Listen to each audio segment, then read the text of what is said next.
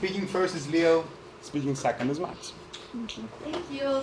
In opening opposition, we have Zagreb C.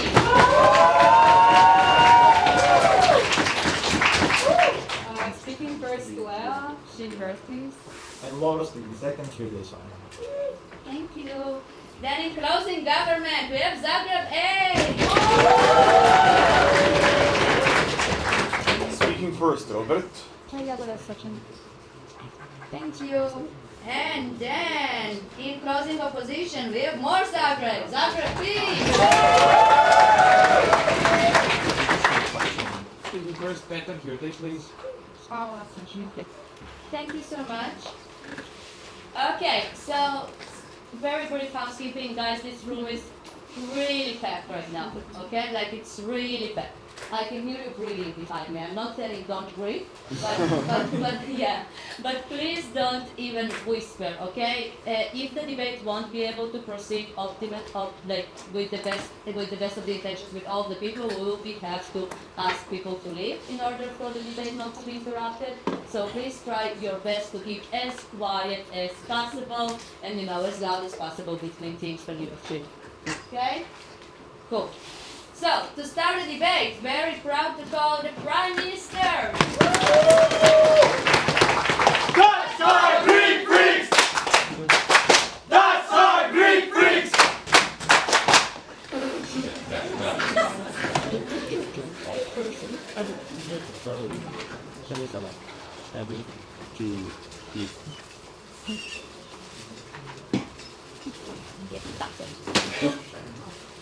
May I? On opening government, we want to untether the World Bank, an institution that promotes development across the world from the US dollar. In allowing it to lend in ADR, we massively increase the capacity of the countries to pay back their debt, which prevents catastrophic debt spirals, but also incentivizes the World Bank to lend more, creating more of the kinds of projects that allow for hospitals, for roads, for bridges, for ports, and for basic infrastructure to be built that we agree is incredibly important. Our argument, very simply, is that the comparative, the status quo, empirically true, but we'll also analyze why it's the case, is one in which the debt is denominated in dollars. So that means that you give debt in dollars, and that debt has to be paid back in dollars. Our side is one in which you don't do that, and instead you give that in ADR, which is the composite bundle that is outlined in the info slide, and that has to be paid back in that kind of currency as well. And we will explain why this is just far easier for countries to pay back in the long term, and why that also prevents debt spirals, because a lot of times the World Bank is not only able to set standards for private lending as well, but oftentimes the kinds of deals and the kinds of debt that the World Bank gives are a significant portion of the total debt of that country, so it actually makes a difference. Why is it the case, and why is the comparative one in which debt is denominated in dollars? Very simply, firstly, this is because the US set up the Bretton Woods institutions with the intent of largely being able to have control over the global financial system, and because it benefits massively from debt being denominated in dollars. That's to say, it means that everyone has a lot of USD in their foreign currency reserves, or many countries do at least, and you incentivize them to do so. And what that means is that the US is able to significantly continue to print money without the capacity of those countries to really do anything about it, because if they have a lot of USD and they don't want the USD to go down, so they basically allow the US to continue printing that, and so the US has significant just more trust in its dollar. So because it set up these institutions, this is written into the constitution. But secondly, importantly, the US has a very significant voting share within these, and the way in which the voting share is set up is such that it doesn't allow new countries to really change that. And so it is the case that the US has around 20% voting power, and notably it can be veto decisions, because decisions require around require basically the US and some allies just for them to disagree, and then that's enough for a veto. So it's clearly the case that the comparative is one which that is denominated in dollars. Why does this massively increase on our side the capacity of countries to pay back their debt? Here's the explanation. That the ADR moves in line much more with each currency than each currency moves in line with the US dollar. That's a very simple claim from our side. Here's the explanation. When I get that in USD, that needs to be paid back in dollars. The problem, though, is if the Nigerian currency, for example, significantly decreases after getting the loan, that means it's a lot harder for Nigeria to then pay back that loan, because its currency, no thank you, is a lot weaker relative to the dollar as a consequence of that depreciation. So the relative size of the debt has significantly increased for Nigeria to pay back. It's a lot harder for them to do so. What's the comparative? if Nigeria's currency tanks, our argument is that the ADR will also devalue relatively proportionately, or at least it will devalue a lot more than the USD would otherwise. This is for a few reasons. The first is that the ADR is comprised of, among other things, the Nigerian, in this case, in this example, the Nigerian currency. So when the Nigerian currency devalues, the whole of the ADR devalues to some degree, right? So that follows. But secondly, that is that the natures of the economies in Africa, and the kinds specifically in the info slide, tend to be relatively similar. They're not identical, obviously, but they're much more similar amongst themselves than they are with the US. Consider, for instance, that a lot of them rely on things like mineral extraction, like agriculture, and that means that they have similar supply shocks. No, thank you. So when trading routes are blocked, these similar kinds of industries are hurt. When things like floods happen or earthquakes happen that destroy like crop yields, these same kinds of industries are hurt. Compare this to the US economy that is a lot more service-oriented, that's an ocean away, and that just is very different in the kinds of supply shocks that it suffers from. So what that means is that the USD that won't really change when the Nigerian currency decreases, but the ADR will also decrease somewhat more in line with with that one. But thirdly and importantly is that the region is increasingly more interconnected. That is, it is both the case that the eastern part of the region and the western part of the region have their own trading blocks, but very recently the African Union itself passed a new bill or a new kinds of laws or legal infrastructure similar to the GATT, which basically decreases barriers to trade and makes all of their economies far more interconnected. These are all reasons as to why it is likely that when one of these currencies devalues or appreciates, I guess, the rest of the bundle will also be far more in line with that. Therefore, that means that it is the case that when devaluations happen, that means that you're far more able to pay back your debt on our side of the house. Why are devaluations likely to happen in many cases? And these kinds of and devaluations likely to happen in shocks, right? So not slowly, 1% each year, but in a few significant shocks.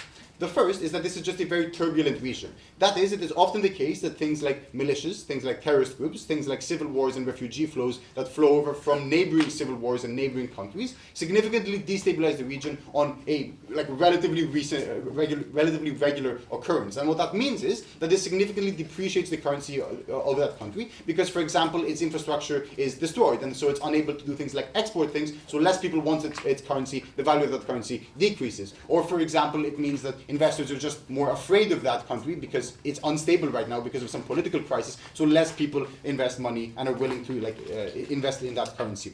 But additionally, I would point out that there's also a comparative aspect here, which is that in times of crisis, people actively go to the USD, which appreciates the USD and increases the relative disparity between these two currencies. Before moving on, back up. So the concession you are making is that the US dollar is a significantly more stable currency overall. Correct. Right? Yes, correct. Cool. Yes, I'll address that later. The second thing to note here, and importantly, is that even when one country depreciates a lot, and the basket perhaps doesn't that much, it's far easier for you to access the other currencies because you trade a lot more with those economies, so it's a lot easier for you to access things like the other African currencies than it is for you to access the USD. So it's easier for you to get some of that to pay back your debt. What's the importance of this argument? Firstly, we avert significant debt crises. I will just point out that debt crises are massively bad, right? It leads to massive budget cuts. It leads to the incapacity, it leads to sometimes capital controls, which just further decreases and harms the whole economy. But crucially, it means that other lenders don't want to lend, right? It means that you're unlikely to get private debt. It means that private debt is called back immediately. And notably, in many of these countries, because other private debt perhaps doesn't happen that much, because they're risk or because it's risky, it means that the World Bank debt is a large proportion of that country's debt. So what happens in this debate significantly affects the overall debt of that country. But secondly, because these countries are often unable to pay back their debt, that means that the investors in the first place are very unlikely, or they're more likely on our side to be willing, the World Bank is willing to give more loans, more projects, precisely for the reason that they believe that it's more likely that these countries are able to pay back their debt. So because we avoid debt spirals and because we fund more good projects proposed.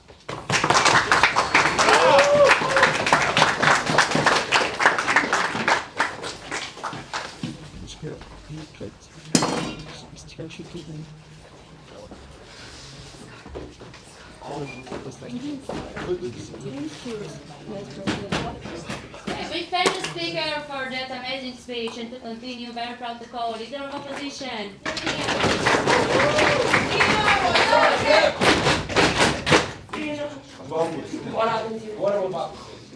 Okay, you were amazing last round with being quiet, last speech with being quiet, maybe also last round. Let's repeat.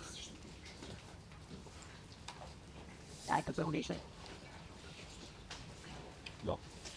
Gut. Das war weg.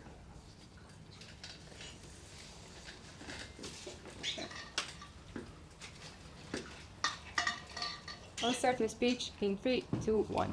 World Bank funding is very important. This is dams that you build that gives you the energy to your people. This is the dams that you build that makes like electrical grids for the companies in order to make more businesses, in order for people to have the well-being. This is like for ports to be able to actually trade with people that you want to trade, to be able to get vaccines for your people and all these things. That is what side of OG doesn't get on their side because of this very simple claim. On our side, we are going to prove to you why now World Bank has less money because the United States does not want to invest into the unstable currencies they themselves like characterize. I also have like 3 points why these currencies are very unstable, but they already said them. So let's talk about them again and compare it to the dollar. Firstly, they say they have similar economies. Notice at a point where you have a basket of like different currencies, it is important that your economies are diversified. Why? Because at the point where they are dependent on agriculture, where are they dependent on the same things that they're talking about, when that one branch falls, such as agriculture, which can literally go like poof in a flood or something like that, at that point your whole bucket is literally crap and you don't get anything about it. No, secondly, about like conflicts, at the point where you have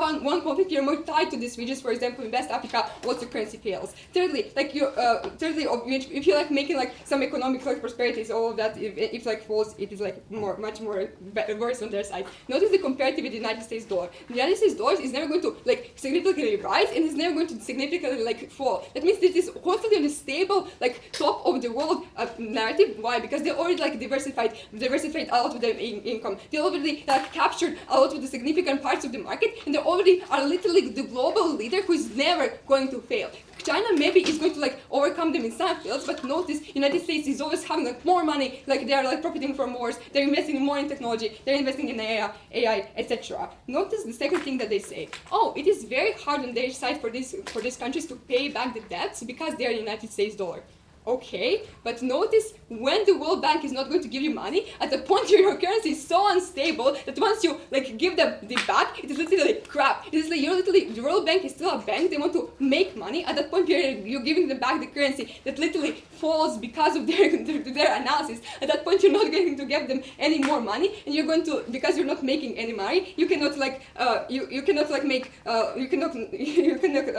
invest that money further. You do not make money at the World Bank. Now let's do more analysis why now you have less money in the World Bank. Who is the biggest lender on their side? It is the United States. United States has foreign incentives to keep the dollar to be the main resource of providing loans. Firstly, when you at any point where a country is like investing, it needs like loans for the World Bank, your dollar goes into that country. Your dollar now has like an interest rate that is going to pile up. At that point, dollar like gains. At that point, dollar gains rate, and that is what the United States wants. Secondly, at the point where you're also like having like this new currency of African buckets or whatever, Trump can easily signal that this is a very bad thing, that he does not want the America First Amendment that he is literally proposing to you, that is going to fall because now the World Bank is not accommodating to him. This is very powerful because he is literally going to pull out the immense amount of funding, which is not like 50%. It is literally like 70% in the World Bank, the IMF, etc. Please learn economics. Thirdly, it is very easy to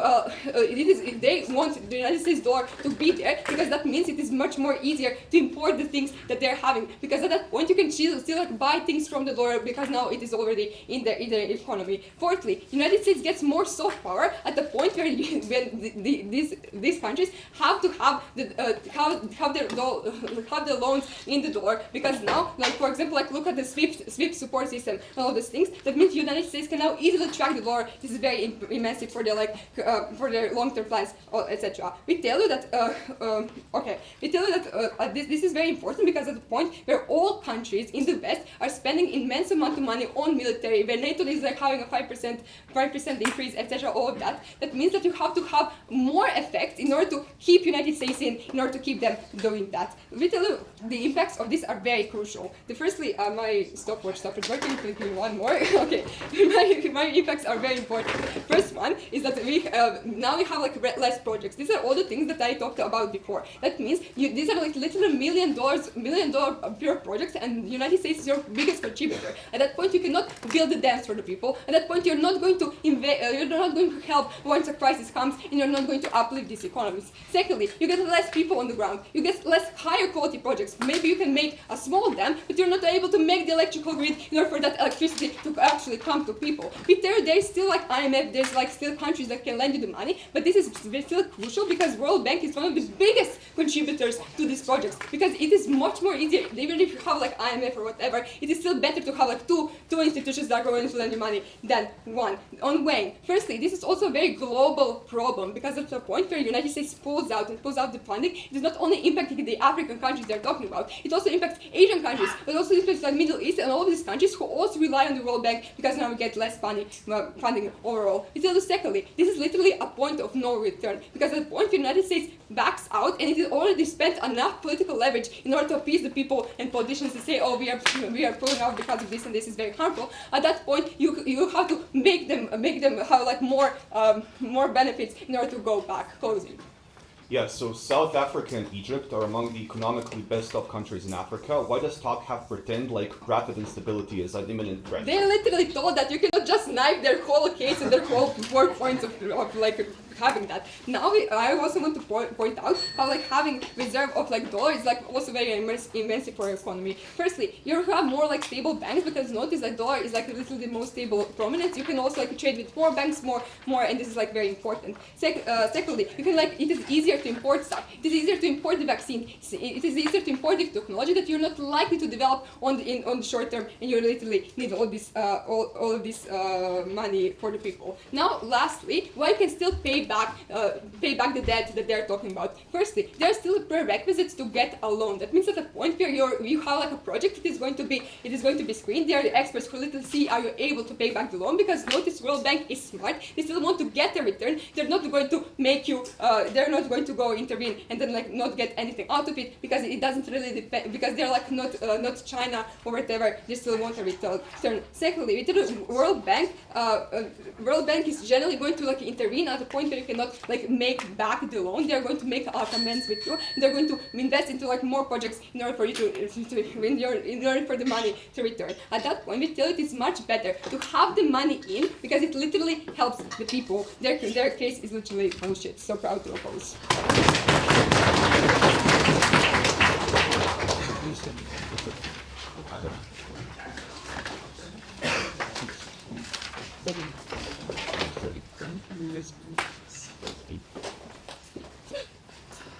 Thank the speaker for this great speech, and to continue, very proud to call Deputy Prime Minister.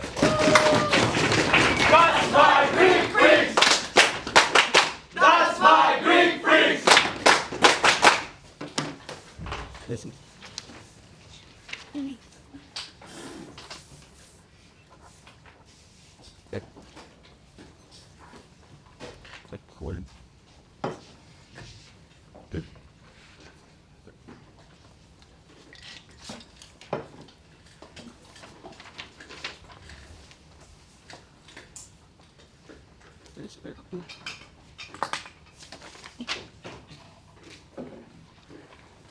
So the reason why all else equal investors want to lend in a stable currency is that you are certain how much you will be paid back when you are paid back.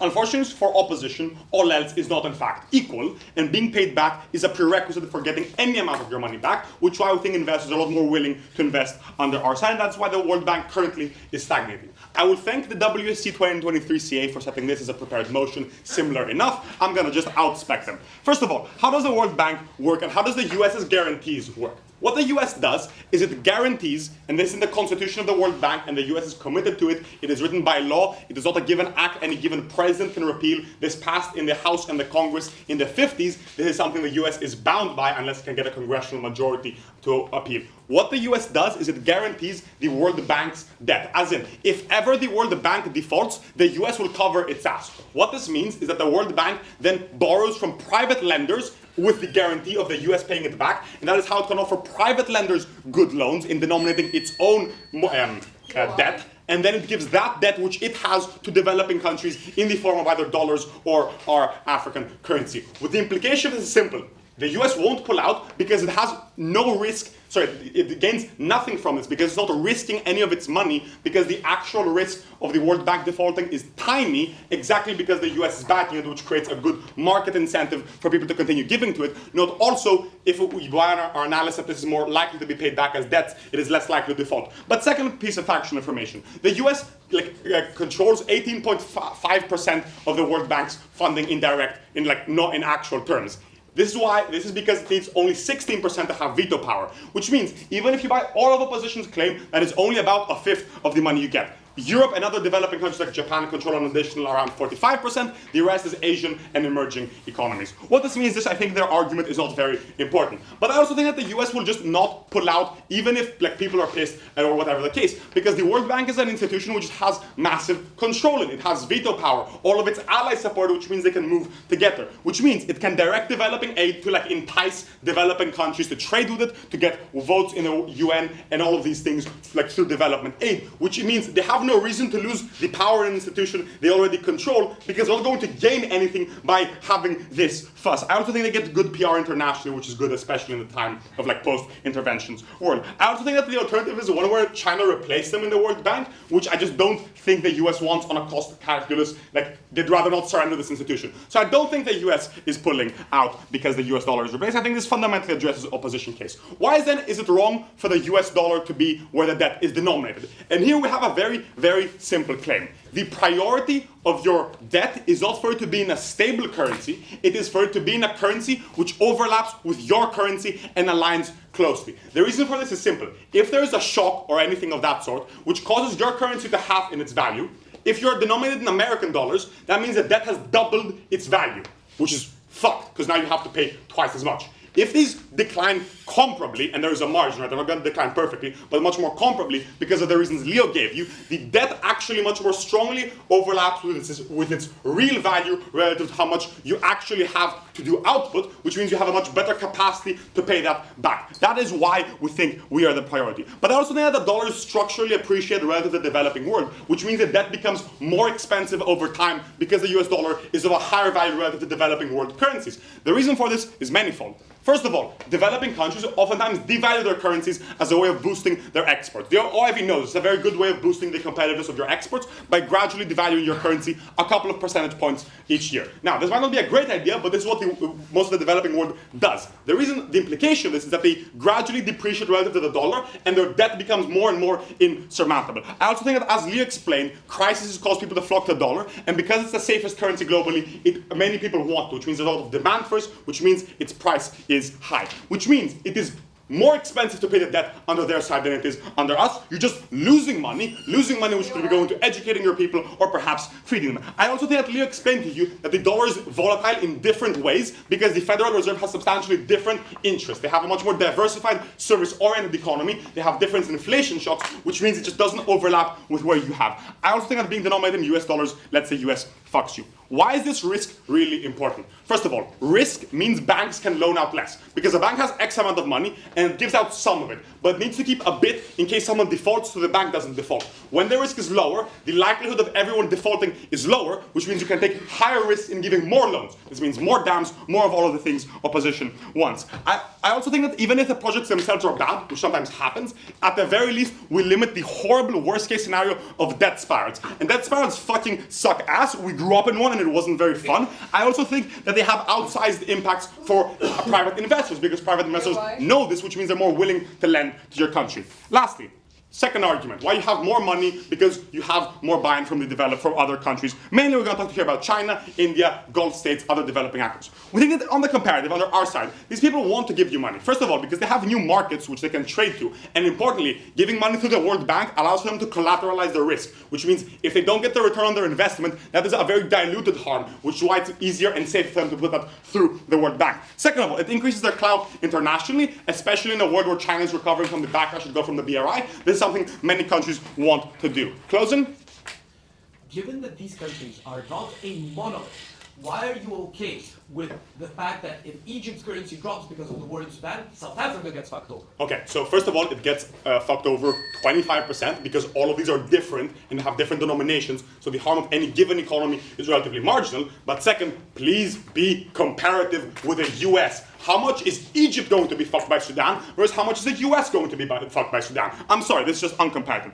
Why does then the status quo of dollar denomination stop them? First of all, it contributes to the global dollar hegemony in real terms. It sets standards that development aid needs to happen in dollars, which other developing banks oftentimes follow. And it means that much more of the debt is happening in US dollars, which means countries need to trade in the US dollar a lot more to be able to pay off that debt. Especially China, who wants to gradually replace the US dollar, doesn't want to do this. It doesn't buy in and doesn't give as much money into the World Bank. We think on the comparative, this is unlikely to replace dollar hegemony, but at least not contributing to it, which means it allows the incentives I outlined before to actually lead to a lot more money trickling in. Second of all, it has a signaling effect which damages these countries' prides. And oftentimes they're quite nationalistic countries, again, think of China, because it shows them that they are secondary to the US's world order, and it means they are more likely to do unilateral loans, which are very often exploitative, as the BRI, Sri Lankan ports, all of these things. The implication is very simple. Under our side, borrowing is more stable, safer, plentiful. Propose.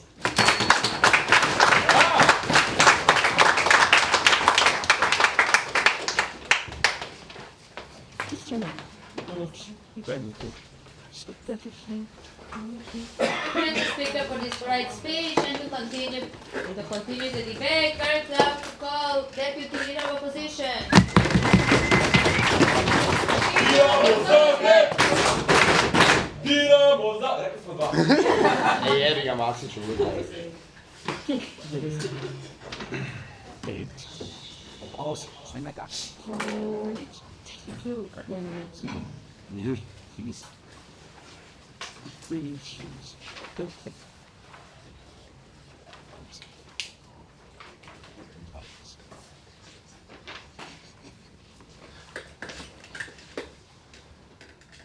OG can have all the fake WSDC 2023 knowledge, but this is PP, motherfucker. I want MEX. This is all lies. I don't understand what the fuck is happening on their side of the house.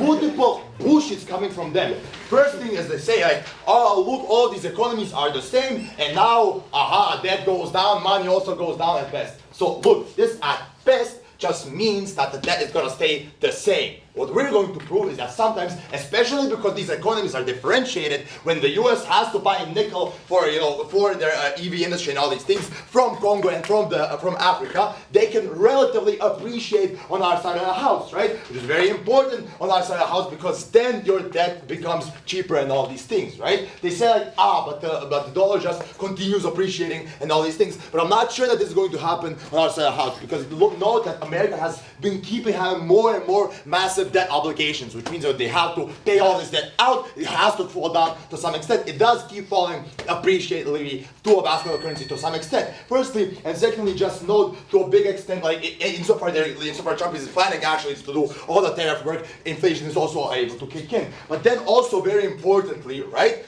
I'm not sure why these economies are so similar in the first place, right? Because note, a lot of times they have different natural resources that are used for completely different industries in the first place, right? They have different trade routes that they're using in the first place, and all these things, right? They may be somewhat similar, and that may be like, okay, something is going to happen. But insofar I give you at least solid incentives that the dollar can also depreciate, this makes this one of the two main impacts very, very speculative, guys. Right? So I'm not sure that they can actually win on this in the first place. And then the second thing they say, like they give these other reasons why you can also give out private loans, and this means like the USA won't kick out and all these things, right? So no, this is where our mix come into place, right? Because there's a lot of differing incentives why you want to keep the dollar stable and keep the dollar strong within these nations. This is why America keeps giving money to the World Bank, right? This makes your imports rather you can get imports, right? It's the first reason. Secondly, you can have control over the global market system using the SWIFT system. You can also just accrue debt more easily on your side of the house, right? So this gives you three strong reasons why they really really want the dollar on our side of the house, you really want the dollar used, especially using all the natural resources on their side of the house. They say like, but they actually won't do it because China is the comparative and all these things.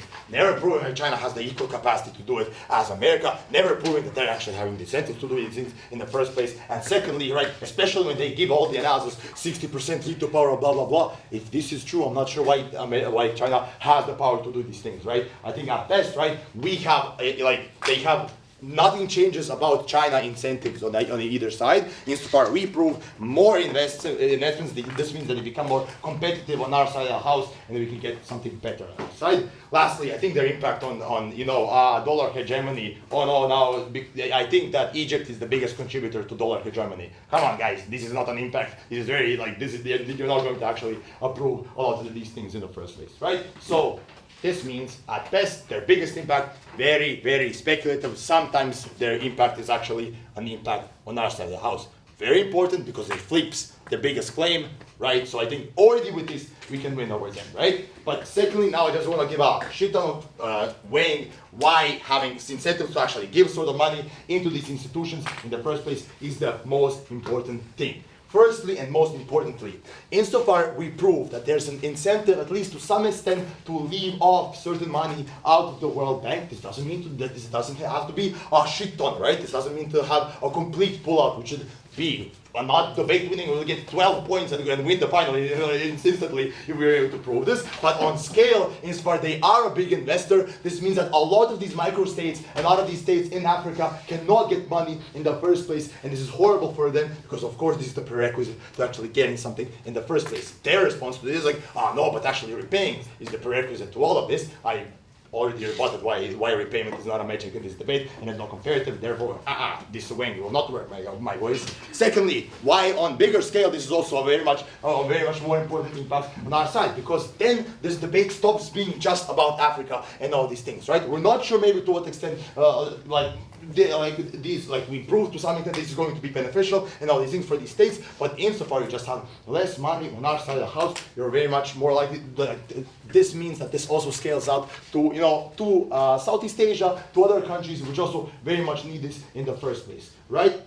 I want to explain why this is the most important impact and why probably as well they create a lot of false confidence in the ADR, which means that probably you have even worse things on their side of the house. But before that, I want to take closing. Yeah, so like Nigeria and then South Africa and Egypt are on different parts of Africa. How do you think their economic relations work right now? I don't know, maybe they sit and drink coffee, bro. What is this TMI, guys? Get the fuck out of here, man.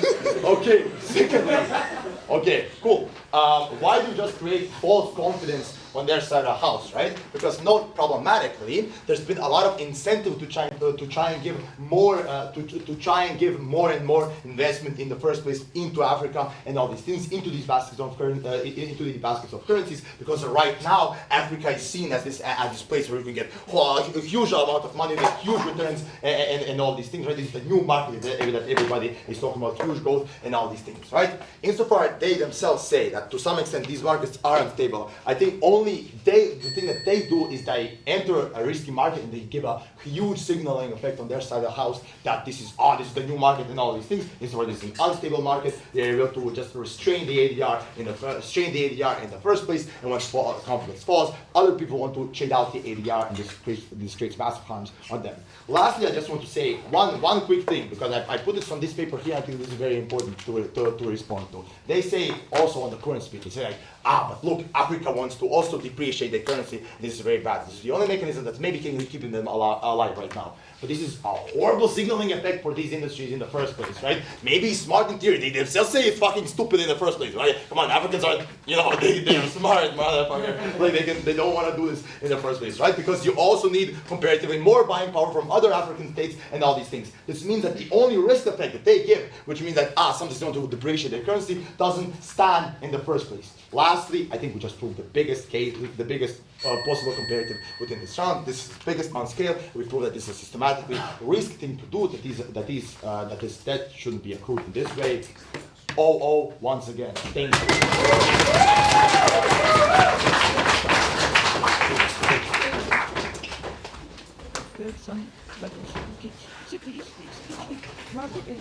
Good job. Thank the speaker for this great speech, and we continue very proud to call member of opposition.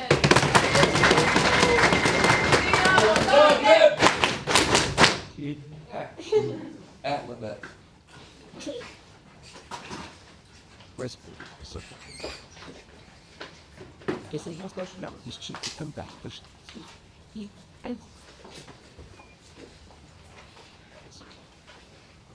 Yeah,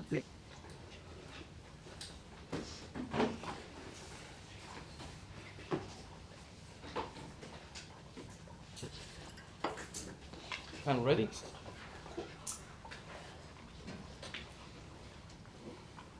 Good.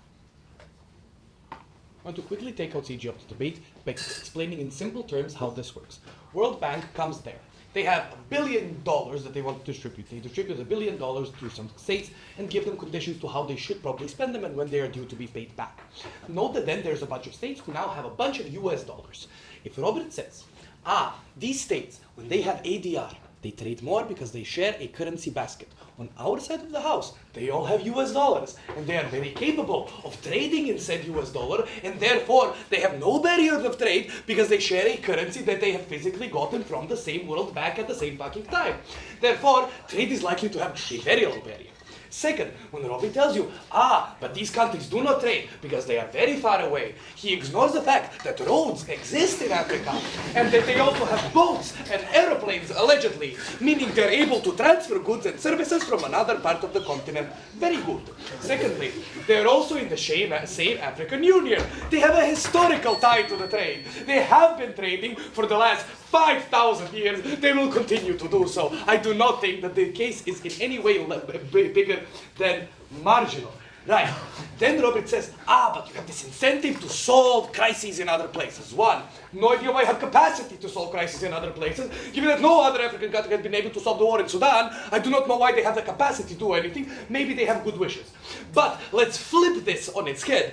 Because if there is a war in South Africa, which controls 40% of this derivative asset, and I am Egypt, who has a debt denominated in this asset, and then there is a war in South Africa, and their currency starts to plummet, that means that the valuation of my loan is now lower. I have to spend less US dollars or Egyptian whatever to pay back the said loan, so I'm incentivized to not intervene in these states, even if I had the capacity, because then it is easier for me to pay back said loan, because I like other countries having a lower currency, because it drops the total valuation of my loan.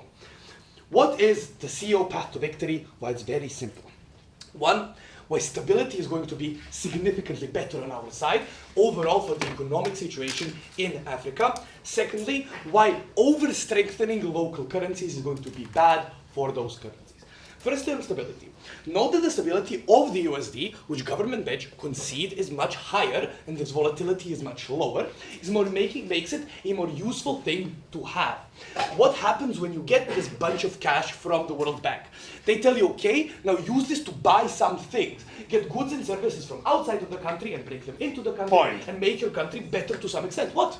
The vast majority of these go into infrastructure which goes locally. It's just an empirically untrue claim. Infrastructure, you buy materials from outside sources. Even if you trade locally, you can pay contractors in USD. They will take it. Nothing is stopping them from taking it, and they probably prefer it because of the virtue that it's less volatile. Meaning that if they want to do something with it, it's more likely to be worth more in 10 years' time than it is today. What they're saying is true when you buy a pack of gum and you immediately do something and the money is gone. But for multi-billion-dollar investments, the money stays in your account for a long time, so contractors are incentivized to trade in stable currencies rather than volatile currencies. Probably you're able to pay contractors with infrastructure in USD.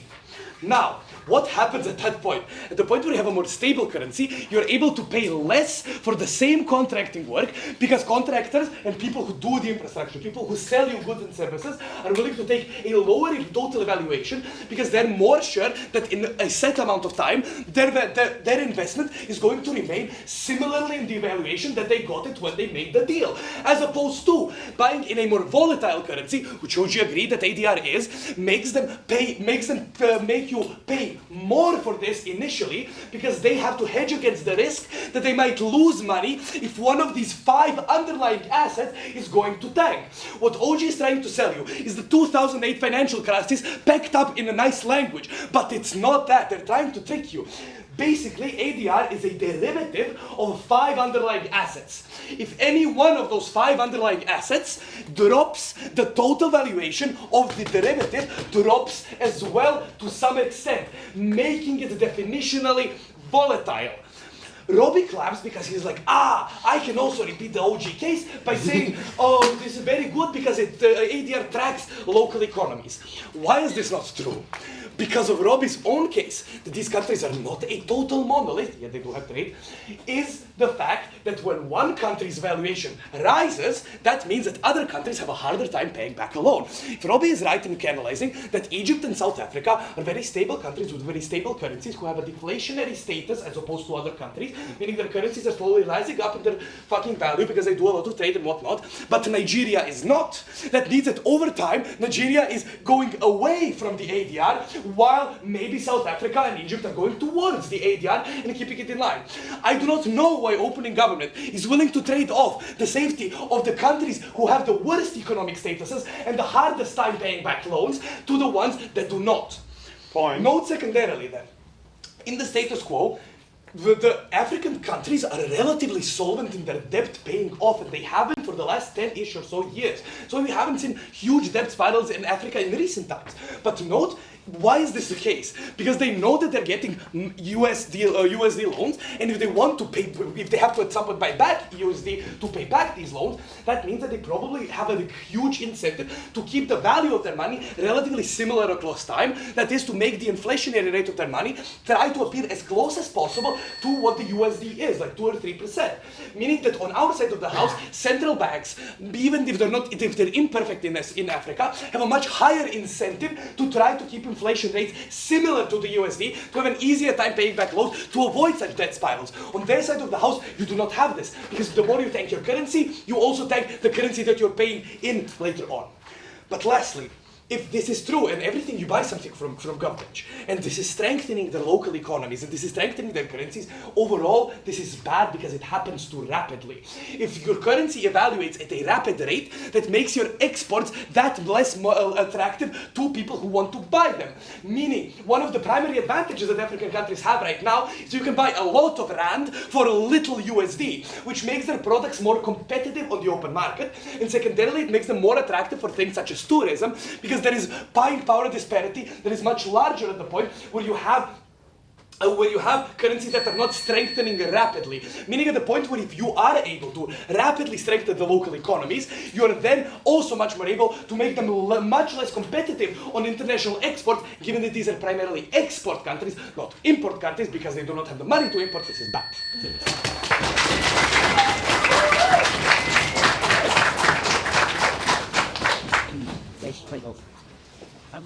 Thank the speaker for this great speech. Sorry. And to sum up the bench, very proud to call government, please.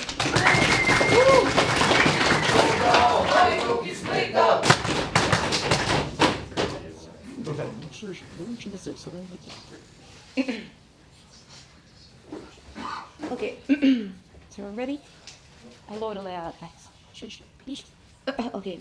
When we were in Vietnam for WSEC, the Greeks scammed us with lying about African states. We won't let them do that again. They scammed me, they scammed Lea and Paula, who was our coach at that time. So the first thing I want to do is I want to weigh over opening government, because opening government tells you that there is an instability, which is the reason why it is hard for you to repay your USD debt. I'm going to explain to you how our case deals with the instability, but secondly, that makes it easier to repay the rest of the debt, which is still USD denominated, which means that they also better fulfill their burden about like no debt spirals. So the first reason why they analyze these economies are unstable is conflicts and tensions. Why do these conflicts and tensions arise, and how our case provides solvency to them? Firstly, oftentimes it's territorial claims between countries, and countries arguing about who owes what to what because of the unfortunate colonial lines drawn over Africa. Secondly, it is oftentimes funding militias on other countries' ground. This looks like Rwanda funding militias in Congo currently. Thirdly, this is refusing to cooperate on counterterrorism or refusing to open your flying space so other countries can bomb the fucking jihadists in West Africa. This is how African countries are currently sabotaging each other. What is the solvency that our case provides you? Insofar they are contingent on one another, and insofar their currency is as strong, their currency strength is dependent on all of them working together. This gives them more incentives to cooperate in these issues and stabilize their economies. This means you're probably going to have cooperation on intelligence that deals with terrorism. This means you probably won't have Rwanda funding militias in Congo and destabilizing Congo. This means that the majority of conflicts, which are oftentimes big states funding little militias so they cause issues for the other big states, disappears. The second thing they tell you is you have a shitload of political instability. How does this happen? Firstly, oftentimes government finance overthrow of other governments within Africa, and this is how instability happens. Instability happens because you want a politician who is more suitable to you, then shit show goes down. Insofar you are dependent on other countries being politically stable, and insofar you're dependent on their central banks working and their country and economy working, you're less likely to finance that. But secondly, a lot of states, as Robbie tells you, under the African Union are fighting amongst each other. This means that you don't hear how other economies perform, you want your economy to perform and your region to perform, which means that oftentimes you block projects and you have a gridlock where even though you access funding, you cannot use that funding and your money then depreciates over time, which is what we also saw on our side of the house. Thirdly, the strength and reliability of the economies. We believe that this improves insofar they do things jointly. Why? First, you have joint borrowing between countries, which reduces the risk and then reduces the cost of these countries borrowing and loaning money for infrastructure. Second, you have economies of scale, meaning that these countries, insofar they cooperate, they have lower costs for the shit they are building in their countries. Thirdly, you have less tariffs. It's true that they trade, but they're oftentimes protectionist towards other states. On our side of the house, you have lower tariffs for trade, insofar they want all states to benefit, but you also have things such as technology sharing. These are all the things that stabilize their economies, and these are all the things that make these economies not dependent on debt. Because note, government side tells you, oh, it's good because you get more USD debt. They never have analysis why their economies at one point become self-sufficient and stable, and why they don't have accumulation to debt, which makes further debt more expensive, which leads to capital flight because your debt to GDP ratio is fucking crazy on side government. So how does this weigh over opening government? The first way in which this weighs over opening government is because you still have USD denominated debt. You have a lot of it. Insofar your economy is more stable and your currency is stronger, it is easier for you to repay the rest of the debt. Meaning that firstly we have less debt on our side of the house. Secondly, this also better fulfills the burden of the idea that you don't have debt spirals, because we also explained to you how you are more able to repay that debt.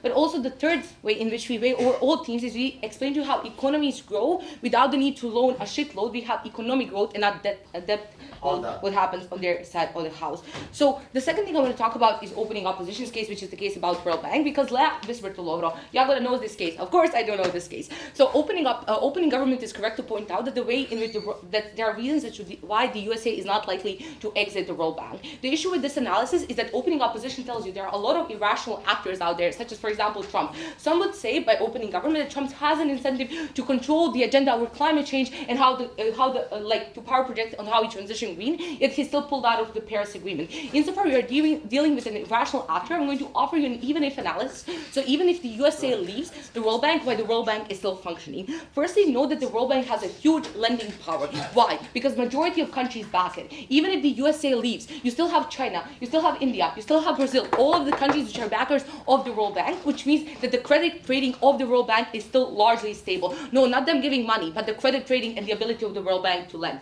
Secondly, even if you do have China stepping in, we believe that's largely fine. Why? This would give the World Bank also a lot of credibility. China has a big, robust economy, but secondly, China isn't susceptible to irrational actors that the USA is, which means that these countries maybe would be better off if China stepped in. But we also believe that China comparatively doesn't require countries to liberalize their market, thus ruining their markets, or impose austerity, which means we're fine with China stepping in, and we believe that we have better analysis because we prove that even in absence of USA rationality, we still have a better functioning World Bank on our side of the house. Before going on, Lover.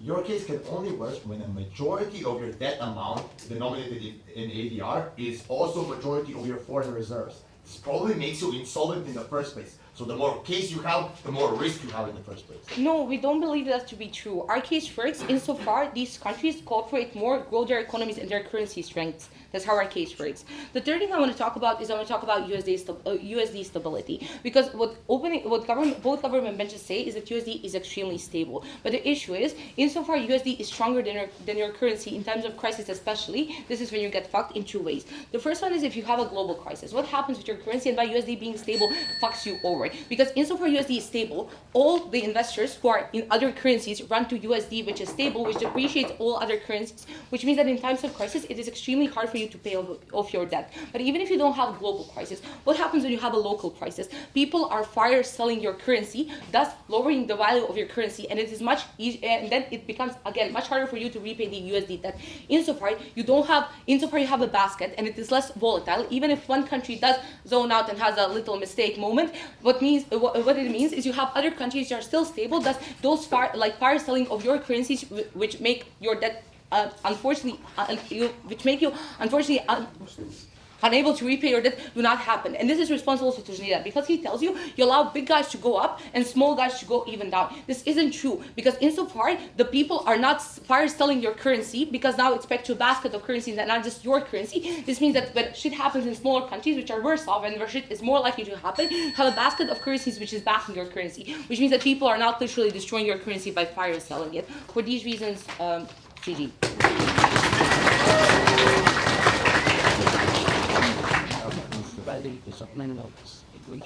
Thank the speaker for that great speech, and to sum up, upside and the entire debate, very practical position with.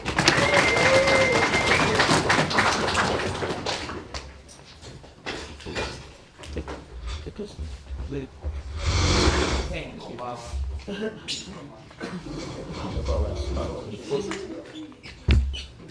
take your eyes, yeah. So come on. Yeah. Oh. May? Thank you. Yours. I'll just go theme by theme. Let's start with closing government. So closing government has a couple of claims. Their first claim is that if these countries now have these different currencies, there's going to be more trade amongst African countries. First problem with this is that this is already happening. They have literally free trade unions. They are in African unions. They're already trading with each other. And then Robbie says, oh, but I have structural reasons why they don't trade with each other because they're protectionist and these kind of things. Well, I don't care about your structural reasons. This is structural reality. They do have currencies in their, currencies of other countries in their central bank. They are trading with each other because firstly, it's cheap for them to do so. It is much cheaper to export something from neighboring country than from USA or some country very, very far away and all these kinds of things. And secondly, they say but this is not in their incentives because they want to protect their domestic companies and all these kinds of things. Insofar they're in free trade area, then consumers are buying whatever is the cheapest because it can freely cross the border and all these kinds of things, right? But secondarily, they also say that it's not going to be in their personal incentive to trade with other countries and all these kinds of things, right? It is in their incentive because insofar as a neighboring country has something that you need, you want to import it from there and then you get it and then you have it. You can also export something of yours and then you make money. Free trade is generally a good idea. I'm pretty sure that countries in Africa realize this. Secondly, just reality check. They say that African countries are screwing each other and now they're not going to because they're going to use each other's currencies. Look at the examples they're using. Congo and Rwanda.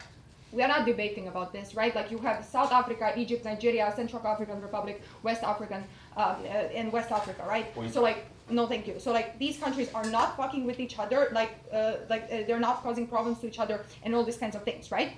Next thing that they're saying, but flip to this argument, what Petar says and Jagoda does not respond to is basically that if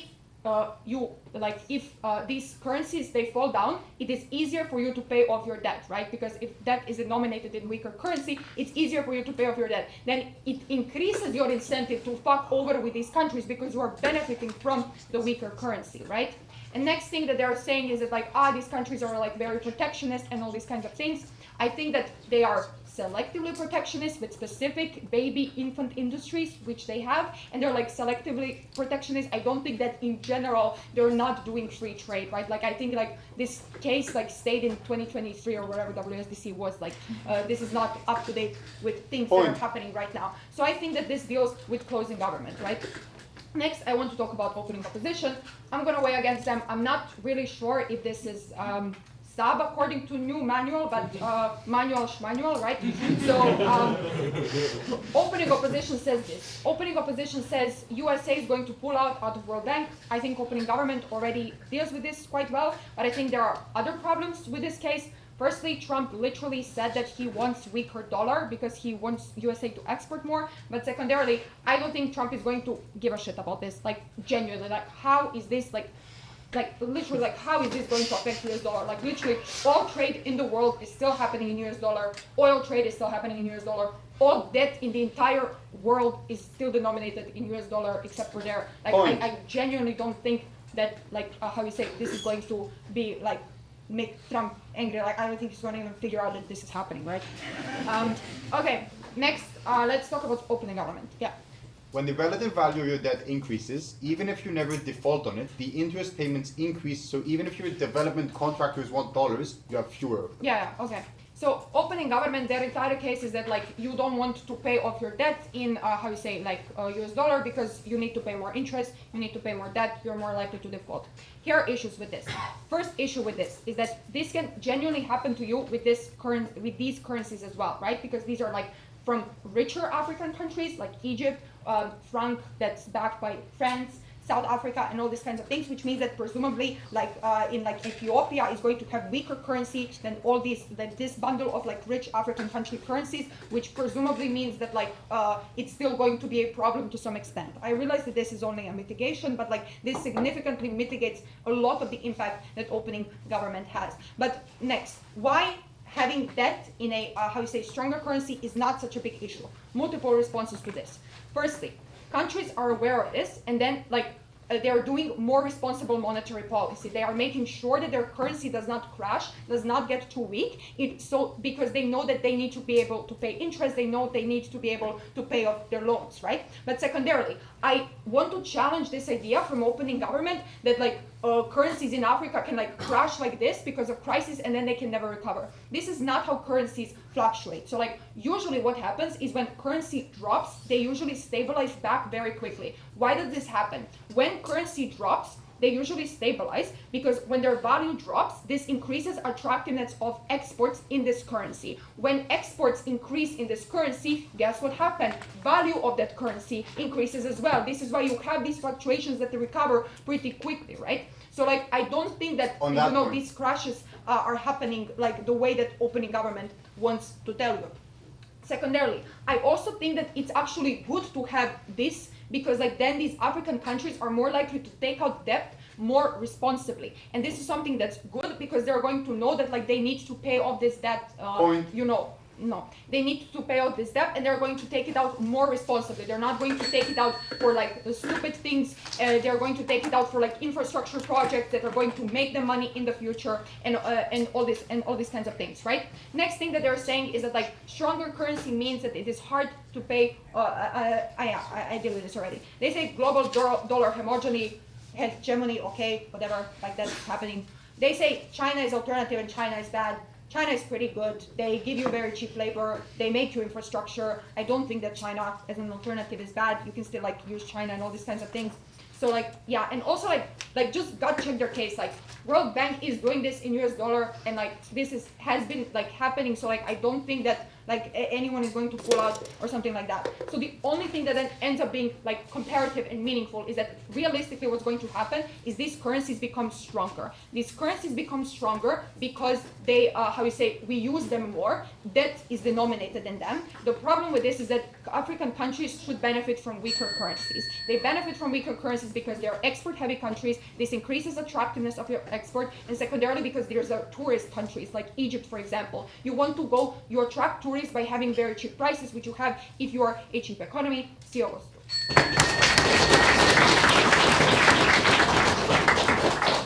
Thank the speaker for the speech, and let's have another round of applause for everybody in the round.